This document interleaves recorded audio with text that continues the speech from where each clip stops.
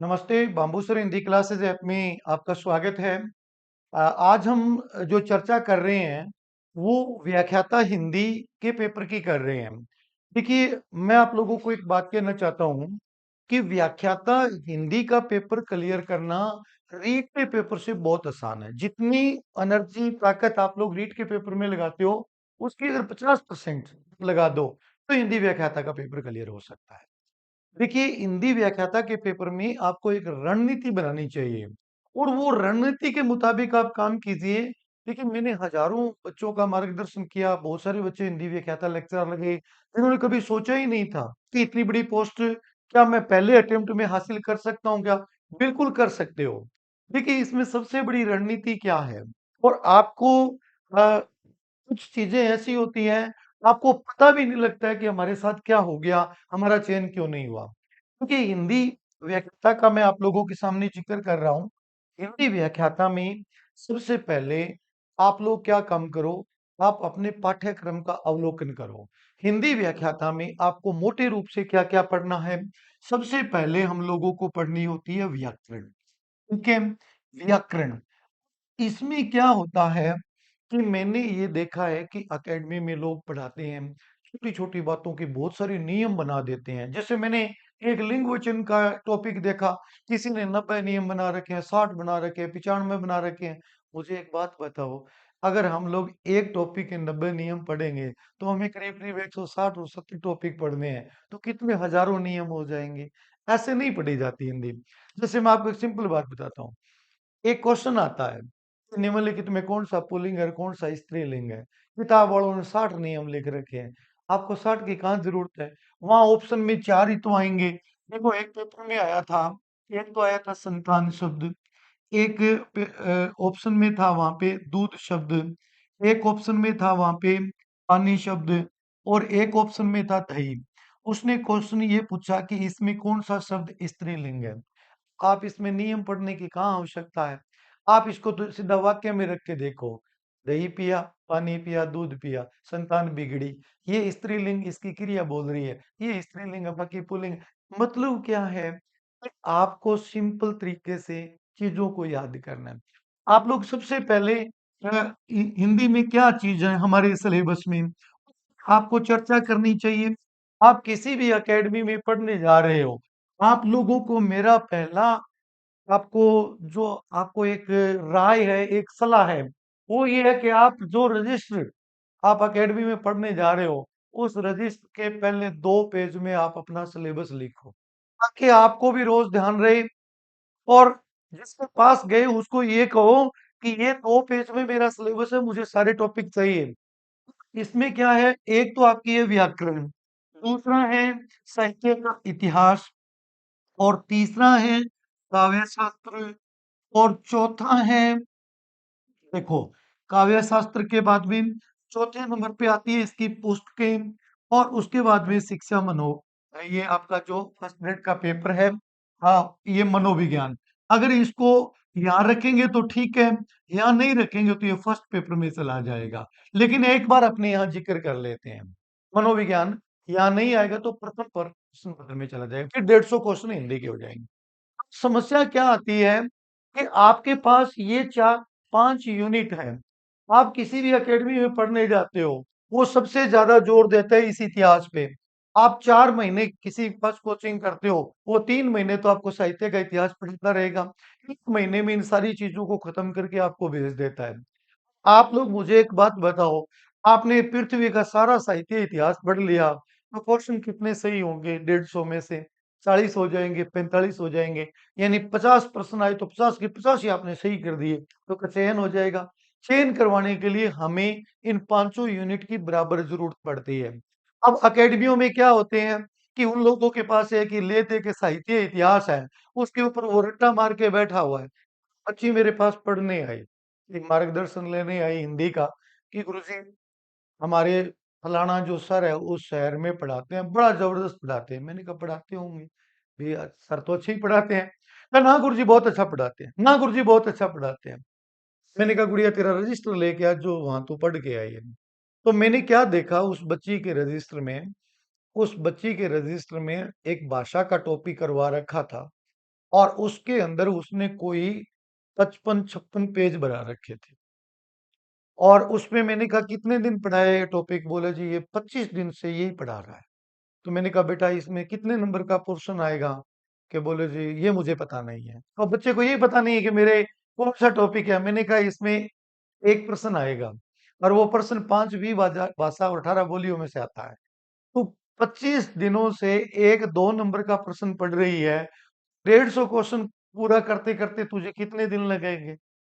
वो अच्छा इसलिए पढ़ा रहा है कि उसको भाषा का टॉपिक बढ़िया सा आ रहा है। और टॉपिक उसको ढंग से नहीं आएंगे, बाकी को वो ये फटाफट करके कर देगा। एक भाषा के टॉपिक से क्या तेरा चयन हो जाएगा? बिल्कुल जी, ये तो हमने सोचा ही नहीं। अरे यही तो सोचना है। आपको ये सोचना है कि मुझे संज्ञा ही उतनी इंपॉर्टेंट है जितना सर्वनाम इंपॉर्टेंट है, उतना ही विशेषण, उतनी ही संधि, उतना ही उपसर्ग, उतनी ही प्रत्यय। उसमें उस जो पढ़ाने वाला है उसके 2-3 टॉपिक उसको अच्छे से आ रहे हैं। उसके ऊपर वो 4 महीने गुजार देगा आपको फीस लेने के चक्कर में, और लास्ट में 1 महीने में आपको दे के खत्म कर देता है। आप ऐसा मत कीजिए। आप उसको कहो कि मुझे तो व्याकरण का प्रत्येक टॉपिक पढ़ा, इतिहास का प्रत्येक टॉपिक, काव्य शास्त्र का प्रत्येक टॉपिक, किताब का प्रत्येक मुझे लेसन पढ़ा, प्रत्येक स्टोरी, और उसमें प्रत्येक स्टोरी के मुझे उत्तर बना के बता। और मनोविज्ञान अगर यहाँ दे देता है तो मनोविज्ञान की एक यूनिट है, उसके पूरे प्रश्न उत्तर हमें चाहिए। हमें क्या करना है कि प्रत्येक टॉपिक के ऊपर चर्चा करनी है। 5 यूनिट लग रही है तो पांचों यूनिट को आपको बराबर चलाना है। एक यूनिट भी अगर आपकी कमजोर हो गई, आपका चयन नहीं होगा, क्योंकि हिंदी में कितने क्वेश्चन आते हैं? 150 क्वेश्चन आते हैं, और हमें चयन करवाने के लिए 135 से प्लस की तरफ जाना पड़ेगा। अब आप मुझे एक बात बताओ, उसने आपको कह दिया कि किताबें तुम खुद पढ़ लो। किताबों में जो 20-25 क्वेश्चन आएंगे उनका क्या होगा? और 25 क्वेश्चन बाहर हो गए हम लोग तो, फिर ये साहित्य इतिहास अकेला करेगा क्या? मैंने देखा एक विद्वान ने किताब लिख रखी है, 3000 पृष्ठ की किताब लिख दी साहित्य इतिहास की। 3000 पृष्ठ याद हो जाएंगे क्या आप लोगों को? ये मतलब आप लोगों को कचरा दे देते हैं, आप खुश हो जाते हो कि इतना पढ़ा दिया, इतना। अरे आपको उसने याद रखने का तरीका बताया क्या? सीक्वेंस क्या होती है? क्रमबद्धता कैसे बनती है? राइटर्स की किताबों की क्रमबद्धता कैसे बनेगी? आपको तरीका सिखाया क्या लिखाने को? तो मैं एक किताब दे दूंगा, आप बोलते जाओ, सामने वाला लिख जाएगा। इससे क्या हासिल होगा आप लोगों को? क्या उसने कोई तकनीकी बताई आप लोगों को कि इसको पढ़ा के इसका क्लासिक वर्गीकरण कैसे? देखो व्याकरण में जो टॉपिक होते हैं इनमें नियम काम कभी नहीं करेंगे, इसमें कुछ तकनीकी होती है। इतिहास को 2 भागों में बांटना है मात्र। एक काव्य शास्त्र का वर्गीकरण है और एक हमारा उसमें गद्य विधाओं का है। आप लोग अपने कमरे में आदिकाल को 7 भागों में बांट के सातों के अलग अलग लेखक लिखो।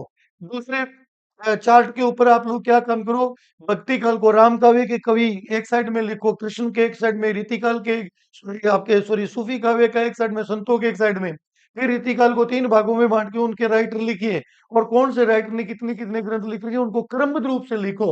और जब भी आप पढ़ो क्रमबद्ध रूप से पढ़ो, क्योंकि वो सीधा कहता है केशव की रचनाओं की क्रमबद्धता बताओ, मुंशी प्रेमचंद की रचनाओं की क्रमबद्धता बताओ।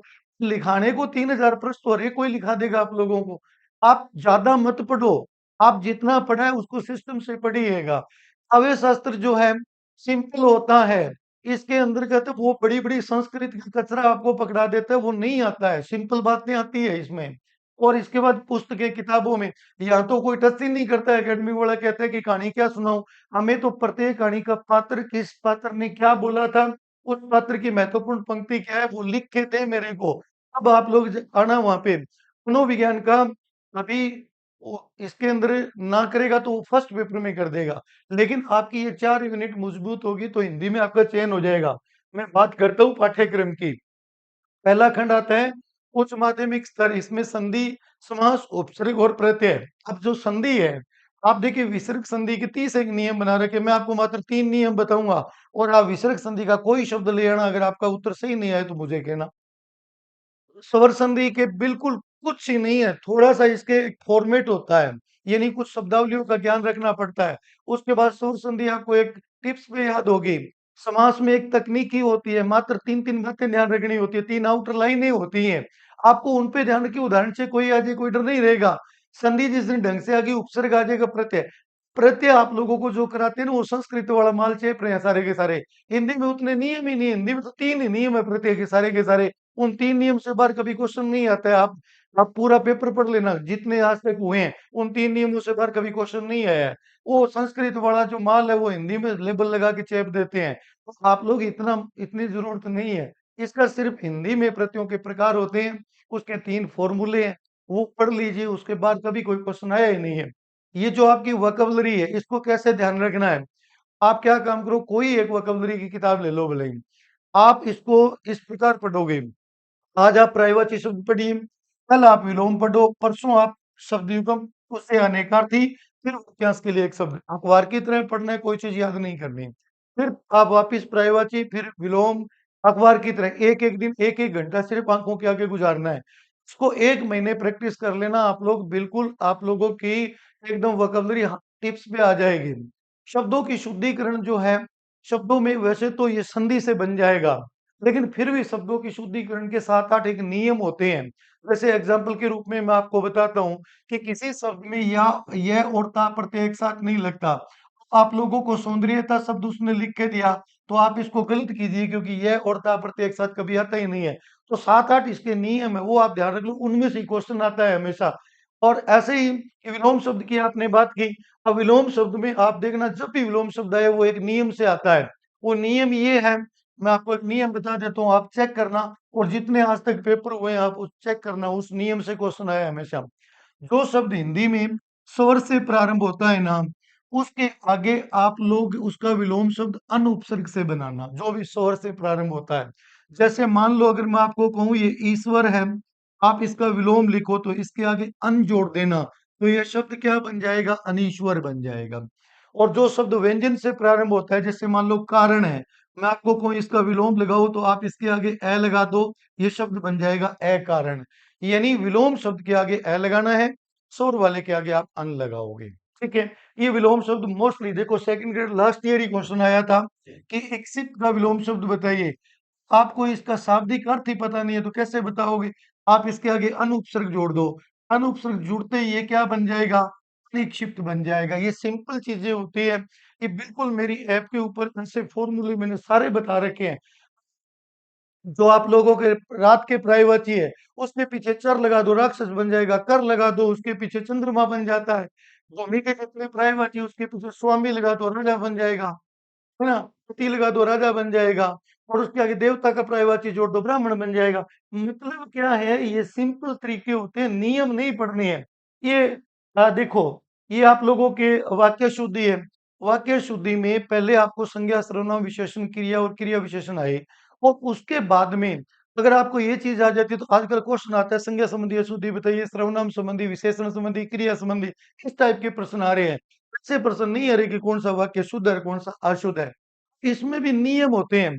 जैसे एक नियम है कि जिस वाक्य का कर्ता अज्ञात हो, तो उसकी क्रिया सदैव पुल्लिंग और एकवचन में आएगी। अब इस बात का क्या मतलब है कि जिसका कर्ता अज्ञात हो, तो उसमें क्रिया पुल्लिंग और एकवचन में आनी चाहिए। आप लोगों को उसने एक वाक्य लिख दिया कि कोई आ रही है। आपको कहे कि क्या ये वाक्य शुद्ध है? आप कह दो जी नहीं जी, ये वाक्य तो अशुद्ध है क्योंकि इसका कर्ता अज्ञात है, तो इसकी क्रिया आनी चाहिए थी कोई आ रहा है। यानी एक नियम एक बार आपने देखा, उसके बाद आप लोगों के सामने कभी भी वाक्य आए, आप आराम से उत्तर कर सकते हो। यानी इसमें 8-9 नियम है वाक्यों को शुद्ध करने के, और उसके साथ-साथ आप लोग मेरी यूट्यूब के ऊपर संज्ञा की क्लास डाली हुई है, सर्वनाम की क्लास डाली हुई है, विशेषण की डाली हुई है। आप एक बार उन क्लास को देखो, अगर आपको संज्ञा, सर्वनाम, विशेषण समझ में न आए तो मुझे बताना आप लोग। आप यूट्यूब पे देखना मेरी इन क्लासों को। अब देखिए, ये है विज्ञापी, प्रीपत्र, निविदा, ज्ञापन, अधिसूचना। ये फ्री के नंबर है, 3-3 लाइनें बनती है, 3 ही प्रश्न बनते हैं। जैसे मैं आप लोगों को छोटा-सा क्वेश्चन बताऊँ कि ये परिपत्र का क्वेश्चन बार-बार आ रहा है। उसमें एक लाइन देता है कि जब एक साथ बहुत सारे लोगों को पत्र सूचना देनी हो तो कौन-सा पत्र लिखते हैं? तो परिपत्र लिखा जाता है। परिपत्र में जो डिस्पैच संख्या होती है वो बढ़ाकर लिखी जाती है क्योंकि बहुत सारे लोगों को भेजना है। निविदा है, कोई सामान को खरीदना है, बेचना है तो ये पत्र जारी किया जाता है। ये मोरबंद लिफाफे में हमेशा आती है, और इसके ऊपर धरोहर राशि लिखनी होती है, और इसकी जो है अनुमानित लागत लिखनी होती है। 4 बातें आती है। हमेशा एक ही क्वेश्चन पूछते हैं कि किसमें मोरबंद लिफाफा आता है, तो ये निविदा। ज्ञापन का मतलब होता है आम आदमी को सूचित करना। अधिसूचना का मतलब होती है सरकार के प्रयास से जारी होती है, राजपत्र में होती है, राज्यपाल या राष्ट्रपति की अनुमति से लागू होती है। इतनी बातें ही बार-बार वो पूछता है, इसमें है ही कुछ नहीं। ये गद्यांश, आप मेरे यूट्यूब के ऊपर देखना कि गद्यांश में से प्रश्न उत्तर कैसे छाँटते हैं। 5 मिनट में आपको समझ आ जाएगा। इसकी एक मेन थ्योरी होती है। थ्योरी ये होती है कि आपके पास एक ज्ञान है और वो कहता है अपठित गद्यांश है। अपठित शब्द का मतलब है कि आज ही आपने इस चीज़ को सुना है, इससे पहले सुनी हुई नहीं है।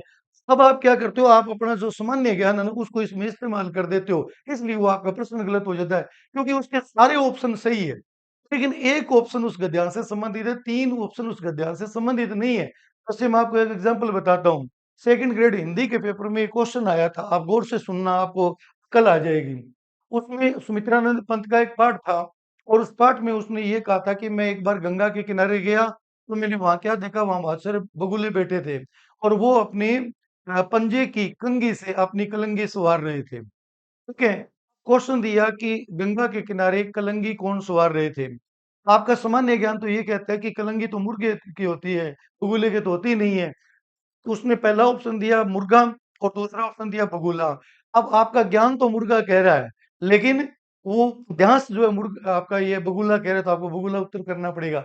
आपको अपना जो सामान्य ज्ञान है ना, उसको एक साइड में छोड़ना होता है और उसके बाद में उसमें उसने ये कह दिया ना कि भी भैंस के पंख होते हैं और वो उड़ती है, तो आप वहाँ ये मत कहना कि भैंस के पंख नहीं होते हैं, क्योंकि उसने क्या बोला है कि अपठित गद्यांश है ये। अपठित का मतलब आपने कभी पढ़ा ही नहीं है, आज ही तो पढ़ा है और आज ही आपको पता लगा है भैंस के पंख होते हैं तो होते हैं।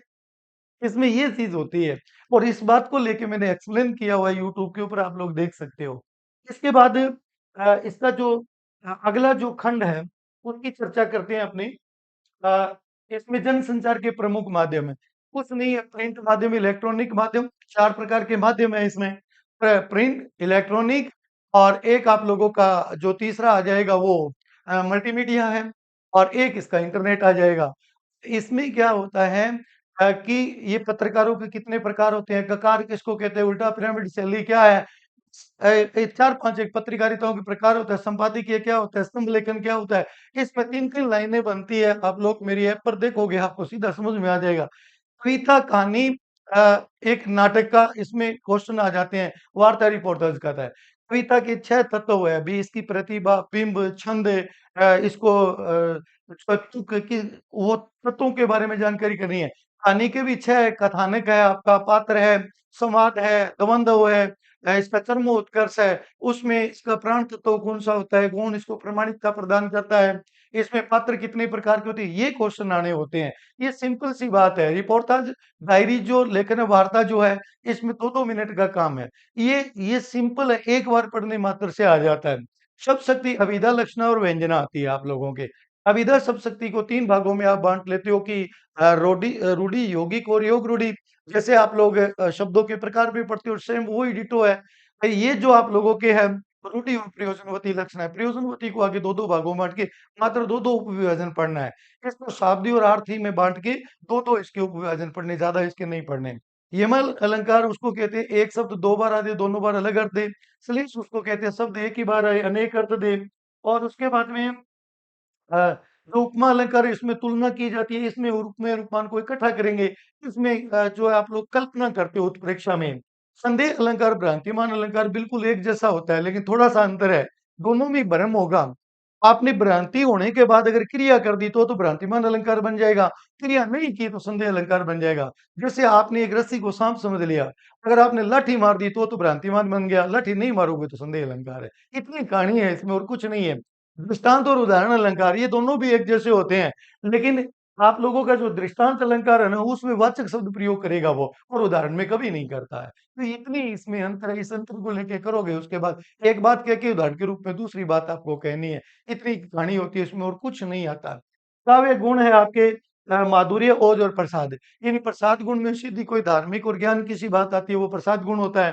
प्रेम की बात आ जाए, करुण की बात आ जाए, माधुर्य गुण में कर दो। लड़ाई झगड़े और वीरता की डर की बात आ जाए तो इसमें ओज गुण आ जाएगा। ओज गुण की जो शब्दावली है वो कठोर होती है, माधुर्य वाली सॉफ्ट होती है और ये सिद्धि होती है। जैसे ईंधन, सूखे ईंधन में अग्नि प्रवेश करती है, जल जाती है, उसको पढ़ने मात्र से अर्थ स्पष्ट हो जाए, प्रसाद गुण है। काव्य जो रस होता है ना, रस में आप लोगों की सबसे बड़ी दिक्कत ये है, इसमें क्या है कि 4 तत्व है, विभाव, अनुभाव, संचारी और स्थायी भाव।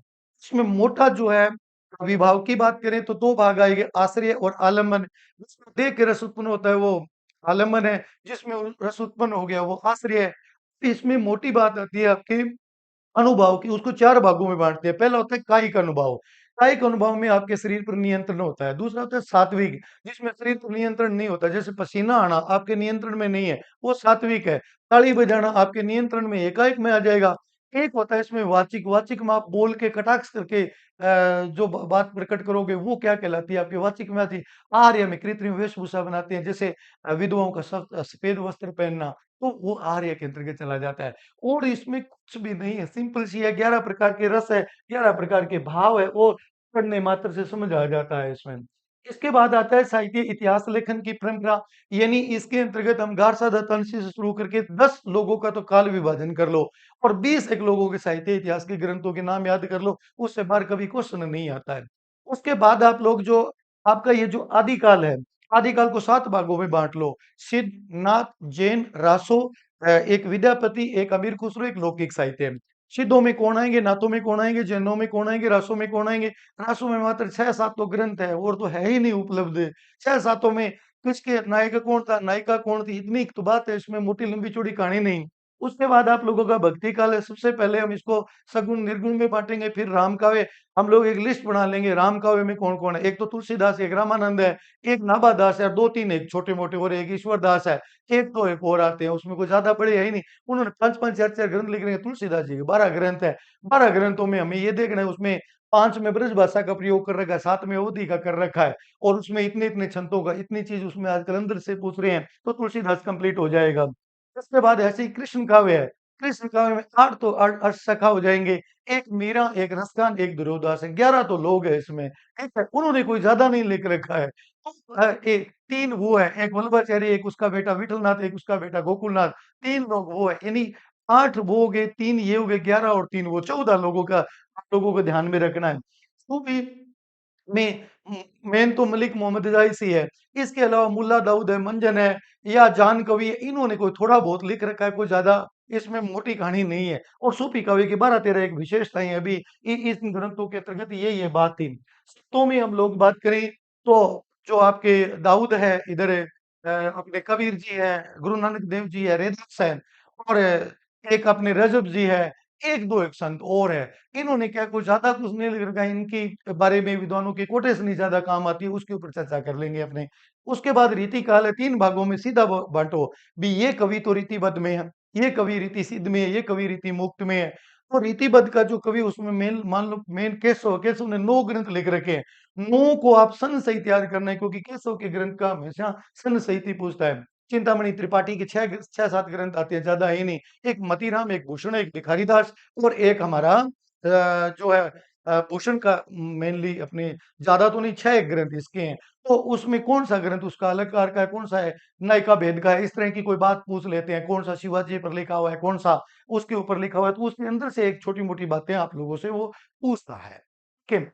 इसके बाद देखिएगा रीति काल के बाद अगर मैं आगे चलता हूँ आधुनिक काल पे, देखो रीतिकाल और भारतेंदु युग के बीच में 7 लोगों का ज़िक्र करना है। 4 तो भाषा चातुर्य है जिसके अंदर है सदल मिश्र, आपका लल्लू लाल हो जाएगा, सदाशिव लाल है और मुंशी इंसाअल्लाह खां। 4 लोग तो वो है, एक राजा लक्ष्मण सिंह और एक राजा शिव प्रसाद सितारे हिंद और एक सरदार राम भोले जी। इन 7 लोगों का ज़िक्र आप भारतेंदु जी के और रीतिकाल के बीच में कर लो। उसके बाद आप भारतेंदु युग प्रारंभ करो। भारतेंदु मंडल में 10 एक लेखक है, प्रताप नंद मिश्र है, अंबिकादत्त व्यास है, एक खुद भारतेंदु जी हो जाएगा, एक बालमुकुंद गुप्त है, एक बद्रीनारायण चौधरी प्रेमघन है। इन 10 लोगों ने कुछ कविताएँ लिख रखी है, तो यहाँ एक बार आप कविताओं का ज़िक्र करो, उसके बाद द्विवेदी मंडल को पकड़ो सीधा। उसमें आपके महावीर प्रसाद द्विवेदी है, मैथिली शरण गुप्त हो जाएँगे और 5-7 छोटे-मोटे और हैं, 8 एक का वो ग्रुप तैयार है। उसके बाद आप लोग छायावाद में 4 लोग तो है ही, अपने महादेवी वर्मा है, जयशंकर प्रसाद है, सुमित्रानंद पंत है। उन 4 लोगों की बात करने के उसमें मेनली सुमित्रानंद पंत के जो काव्य है, उसको 4 भागों में बाँटना पड़ेगा, क्योंकि उसकी कुछ रचनाएँ छायावाद की, कुछ प्रगतिवाद की है, कुछ मानवतावाद की, कुछ अरविंद दर्शन से प्रभावित है। तो उसका एक चार्ट बना लो और उसको सीक्वेंस में याद कर लेना। 2-3 एक्स्ट्रा लोग पढ़ने हैं यहाँ पे, ये छायावाद। प्रगतिवाद में मेनली नागार्जुन है, केदारनाथ अग्रवाल है और सुमन है, रामविलास शर्मा है, शमशेर बहादुर। 5-7 शमशेर बहादुर तो हम लोग फिर भी प्रयोगवाद में ले जाएँगे, कुछ प्रगतिवादी रचनाएँ आएँगी, लेकिन एक बार आप उसको यहाँ मत कीजिए। यहाँ आप लोग नागार्जुन, केदारनाथ अग्रवाल, सुमन और रांगे राघव और एक रामविलास शर्मा, इन इतने लोगों को देख लीजिए। फिर आप लोग आ जाइए किसके अंतर्गत? प्रयोगवाद में। प्रयोगवाद में आगे उसका जनक है, 4 तार शब्द का 28 कवि है। कोड बना के याद कर लो आप लोग, क्योंकि उनके ऊपर प्रश्न आना ही आना होता है। ठीक है। उसके बाद में प्रयोगवाद के बाद नई कविता में 7-8 कवि हैं और 7-8 कवियों का भी आप लोगों को उसने क्या-क्या लिखा था एक वर्गीकरण है, छोटा-सा और कुछ नहीं। आप लोग यहाँ पे साठोत्तरी और समांतर कविता तक पढ़ लेना, उससे आगे मत बढ़ना क्योंकि लेक्चरर के पेपर में समांतर कविता से आगे क्वेश्चन नहीं डालता है। उसके बाद आप लोगों के गद्य विधायक नाटक, नाटक अब भारतेंदु, पूर्व भारतेंदु, भारतेंदु जी से पहले किसने लिखे, भारतेंदु जी के बराबर किसने लिखे और उसके बाद में जयशंकर प्रसाद भी नाटककार था। वो प्रसाद युग आ जाएगा और प्रसाद के बाद 4 भागों में एकांकी, छोटी-सी गद्य विधा है और निबंध ये भी भारतेंदु जी को लेके बनाएँगे। कहानी को मुंशी प्रेमचंद, यानी मुंशी प्रेमचंद से पहले किसने लिखी, मुंशी प्रेमचंद के बराबर किसने लिखी और मुंशी प्रेमचंद के बाद किसने लिखी। उपन्यास भी मुंशी प्रेमचंद के आधार पे आएगा। पहले किसने लिखा मुंशी प्रेमचंद जी से बराबर, उसके बाद है ना? आत्मकथा, ये कोई 30-35 आत्मकथा मेन है, उसके बारे में आपको थोड़ा-सा याद रखना है। जीवनी, ये भी 30-40 के करीब आप लोगों को याद रखनी है, ये ज़्यादा नहीं है। संस्मरण, रेखाचित्र और रिपोर्टाज, ये 20-20, 30-30 सीधे ग्रंथों के नाम याद करने हैं, इसमें कोई ज़्यादा बड़ी बात नहीं है। इसके बाद आगे मैं चलता हूँ इसमें, आप लोगों का समकालीन, ये समकालीन कविताओं तक आ गया। पता है कि इसमें काव्य हेतु, काव्य लक्षण है, काव्य प्रयोजन है। ये बिल्कुल सिंपल है। काव्य हेतु मात्र 3 है, प्रतिभा, अभ्यास, आप लोगों के जो है इसमें एक तो प्रतिभा आ जाती है, एक इसमें व्युत्पत्ति और एक अभ्यास है। 3 ही तो तत्व है, 2-2 बातें हैं उसके अंदर। लक्षण 12-13 लोगों की काव्य की विशेषताएँ बताई हुई है, उनकी परिभाषाएँ हैं। काव्य प्रयोजन का मतलब है काव्य लिखने का उद्देश्य है। इन कुछ कवि धन के लिए लिखते थे, कुछ कवि शांति के लिए लिखते थे। तो इसके अंदर 6-7 लोगों की मेन चर्चा करनी है कि किस कवि ने क्यों काव्य लिखा? इसका प्रयोजन का मतलब होता है उद्देश्य, ठीक है? इसके बाद रस निष्पत्ति, यानी रस की उत्पत्ति में 4 लोगों के सिद्धांत हैं। भट्टलोलट, शंकुक, भट्टनायक और अभिनवगुप्त। उनके सिद्धांतों में सिंपल कहानी है, कुछ नहीं है। साधारणीकरण, यानी इसमें 10-12 लोगों की परिभाषाएँ दी हुई है। वक्रोक्ति सिद्धांत मैंने यूट्यूब पे पूरा करा रखा है सिंपल भाषा में एकदम। अरस्तू का अनुकरण, अरस्तू और प्लेटो का थोड़ा-सा ज़िक्र है। अरस्तू ने क्या बोला था? अनुकरण का मतलब क्या होता है? प्रकृति के अधूरे काम को पूरा करना अनुकरण कहलाता है। लेकिन इसके गुरु प्लेटो ने नकल कहा था और उसने उसको 2 भागों में बाँट दिया था, देवी और मानवकृत। सिंपल सी कहानी है, इसमें कुछ नहीं है, 2 मिनट का काम है। लोजाइन्स उदात्त तत्व, उदात्त का मतलब होता है गरिमा। इसने 5 तत्व बता रखे हैं, भाषा कैसी होनी चाहिए, अलंकार कैसे होने चाहिए, काव्य के अंतर्गत उसकी शब्द कैसे, इस तरह की कोई 5-4 एक बातें हैं और वो सिंपल है। उदात्त का मतलब होता है कि ओजस्वी वाणी में, वो कहते हैं उस कवि की रचना महान होती है जिस कवि के विचार उच्च होते हैं, उसको उदात्त तत्व बोला हुआ है, इसमें सिंपल भाषा है। मनोविश्लेषणवाद, ये एक छोटी-सी घटना है। फिर इसके बाद कबीर की ग्रंथावली, गुरुदेव क्यों अंग, यानी कबीर जी का इसमें गुरुदेव के अंग लग रहा है, जिसके प्रारंभिक 5 पद है, ये सिंपल है। इसमें पहले तो अर्थ देखना है और उसके बाद में कबीर ने किसको आपका हितैषी कहा, किसको आपका गुरु कहा, इस तरह की बातें की हुई है। उसमें उसने क्रॉन्च पक्षी की किससे तुलना की, इस तरह की कुछ छोटी-मोटी बातें हैं। रामचरितमानस बालकांड, यानी ये राम के बचपन से लेके उसके विवाह तक की घटना है। ये घटना उस वक़्त की है जब विश्वामित्र जी है वो राम और लक्ष्मण को वन में लेके जाते हैं, वहाँ यज्ञ करते हैं। उसके बाद वो जनकपुरी चले जाते हैं, वहाँ सीता का स्वयंवर होता है और चारों भाइयों की शादी तक की घटना है इसमें, और कुछ नहीं है। बिहारी रत्नाकर 25 पद है। बिहारी जी ने एक तो राधा की स्तुति कर रखी है, एक नायिका के सौंदर्य का वर्णन है और यहाँ पे बिहारी जी का, ये तो मज़े वाली बात है, इसमें तो आप लोग पढ़ोगे तो आनंद भी आएगा।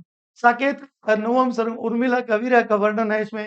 उर्मिला कैसे लक्ष्मण जी के वियोग में तड़पती है, वो कभी तोता से बात करती है, कभी मैना से, कभी सखी से बात करती है और कभी वो कहती जो बादलों की बात करती है, कभी चित्रकूट की बात करती है। तो वो क्वेश्चन ये पूछेगा कि चित्रकूट के बारे में क्या कहा, बादलों के बारे में क्या कहा, किसानों के बारे में क्या कहा, ये बातें इसमें है।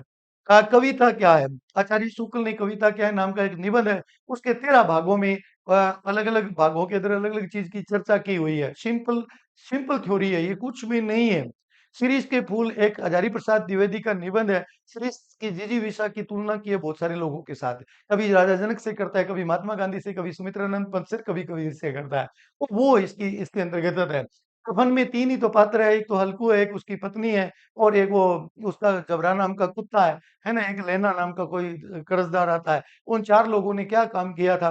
पुरस्कार में मेनली जो है मधुलिका है और वहाँ के एक राजा की और वहाँ पे जो खेती के नियम थे उससे संबंधित बातें हैं। तो 4-5 पात्र यही सच मन्नू भंडारी इसमें भी 3 पात्र एक संजय, एक दीपा है और एक वो निशित है। उन तीनों में जो है त्रिकोणीय प्रेम चलता है। कौन से पात्र ने क्या बोला था इतनी कहानी है इसमें। हिंदी का उद्भव और विकास हिंदी की 5 विभाषाएँ 18 बोलियाँ कौन-सी भी भाषा में कौन-सी बोली आती है, 2 प्रश्न तो इसी बात को लेके बना देता है वो, कि पश्चिमी हिंदी में कौन-सी है, पूर्वी हिंदी में कौन-सी है, राजस्थानी में कौन-सी है, बिहारी में कौन-सी है और उनके अपभ्रंश का क्या नाम है। एक देवनागरी लिपि का नामकरण कैसे पड़ा, देवनागरी लिपि को सुधारने के लिए किन-किन विद्वानों ने क्या-क्या प्रयास किए, ये इतनी कहानी है इसके अंदर, ये ज़्यादा बड़ा सिलेबस नहीं है आप लोगों का। इसके बाद में ये शैक्षणिक मनोविज्ञान, शिक्षा शास्त्र, शिक्षण अधिगम, ये इसमें शिक्षा मनोविज्ञान की अवधारणा किशोर अवस्था और संवेगात्मक विकास और शिक्षण अधिगम के लिए इसके निहितार्थ। ये इतनी सिंपल कहानी है। आप लोगों के सामने मोटे रूप से ये 5 यूनिट है, यानी पहली व्याकरण, साहित्य इतिहास, काव्य शास्त्र, किताबें और मनोविज्ञान। आप पाँचों पार्ट को बराबर चलाइए। आप किसी भी अकेडमी में पढ़ने जाओ, 2 पेजों पे सिलेबस लिख लेना, सारा सिलेबस पूरा करके आना, बराबर वेटेज देना और वो आप लोगों को क्या करेंगे कि 1 यूनिट तो बहुत अच्छी कराएँगे, बाकी 3 यूनिट को वो खत्म करके आप लोगों को भेज देते हैं, वो काम मत करना। पहले 2 पेजों पे अच्छी तरीके से सारे टॉपिक लिखना, टॉपिक पूरा होते ही टिक करते जाना। ना हो तो अकेडमी वालों को कहना 20-25 हज़ार रुपए दिए हैं ना मेरे को सारे टॉपिक करवा पहले तो। और एक टॉपिक के ऊपर वो 10 दिन लगा रहा है ना, तो उसको कहना दूसरे टॉपिक पे मैं 8 दिन नहीं लगाने दूँगी, 10 ही लगवाऊँगी। ये देख लेना, ये थोड़ा-सा आप देख लेना क्योंकि कई टॉपिक उनको अच्छे लगते हैं, उनको वो बहुत विस्तार से पढ़ाएँगे और कई टॉपिक उनको आते नहीं है, उनको 1 दिन में ये मोटा-सा बता के आपको भेज देते हैं, ये मत करना। हाँ, जितने आपके गद्य के पाठ लग रहे हैं, कहानी लग रही है, पहले कहते एक-एक मुझे जैसे कोई भी एक कहानी है आपके पुरस्कार की है कि पहले पूरी कहानी सुना, फिर एक-एक पात्र लिख कौन से पात्र ने क्या डायलॉग बोला था वो लिख के था, वो सारी चीज़ें आप लोग कंप्लीट करके आना। तो ये एक आप लोगों के सामने साहित्य पूरे ये जो हिंदी व्याख्याता का जो प्रश्न पत्र था उसको मैंने आपको विश्लेषण किया। मेरी bamboo sir Hindi classes app चलती है। सुविधा शुल्क के ऊपर सारा पाठ्यक्रम डिटेल से सबकी पीडीएफ प्रश्न उत्तर बनाए हुए आप जब चाहो तब ले सकते हो। जितने रुपए की किताब आती है उतने रुपए में तो मेरा सारा वीडियो और पीडीएफ आपको उपलब्ध है। धन्यवाद।